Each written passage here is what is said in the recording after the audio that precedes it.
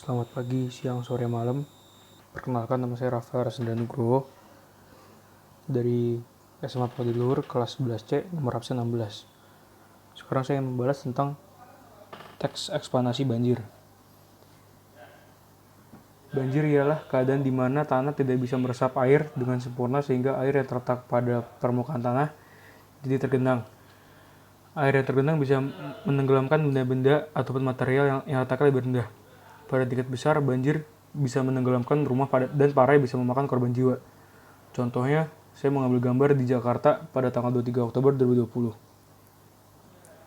Banjir terjadi pada interval yang tidak teratur serta bervariasi dalam ukuran, durasi, dan area yang terkena dampaknya. Air selalu mengalir secara alami dari daerah tinggi ke daerah rendah. Artinya di dataran rendah dapat terjadi banjir lebih cepat sebelum mencapai tempat yang lebih tinggi.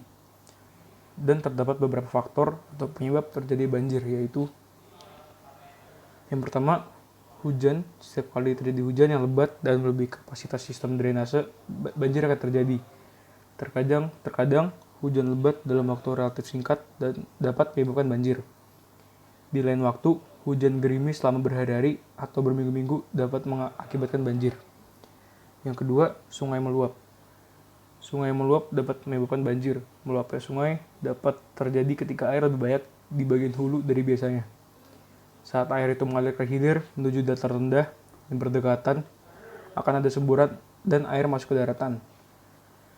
Yang ketiga, penyumbatan drainase. Banjir dapat terjadi ketika limpasan hujan tidak dapat disalurkan dengan tepat ke sistem drainase, yang berakibat air mengalir ke daratan. Penyumbatan drainase atau kurang tepatnya sistem drainase biasanya menjadi penyebab banjir di sini. Daerah yang terjadi penyumbatan drainase akan tetap banjir sampai sistem air hujan atau saluran air diperbaiki. Terdapat dampak terjadi banjir yang banyak, yaitu ekonomi. Selama terjadi banjir, terutama banjir bandang, jalan-jalan, jembatan, pertanian, rumah, dan mobil hancur. Pemerintah mengerahkan petugas pemadam kebakaran, polisi, dan pelatih udara lainnya untuk membantu para korban.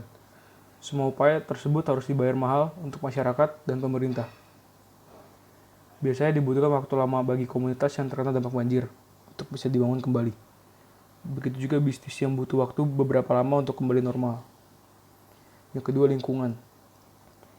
Lingkungan juga terkena dampak negatif ketika banjir terjadi.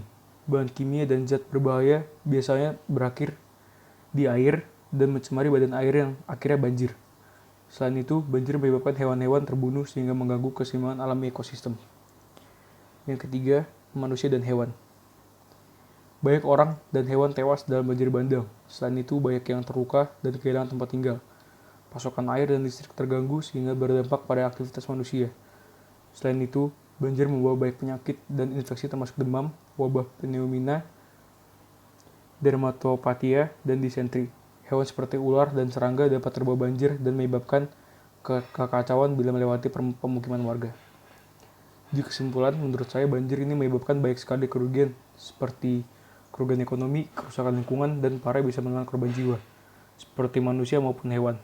Banjir ini juga bisa disebabkan oleh beberapa faktor seperti hujan yang sangat lebat, sungai meluap, dan penyumbatan drainase oleh sampah-sampah yang dibuang masyarakat.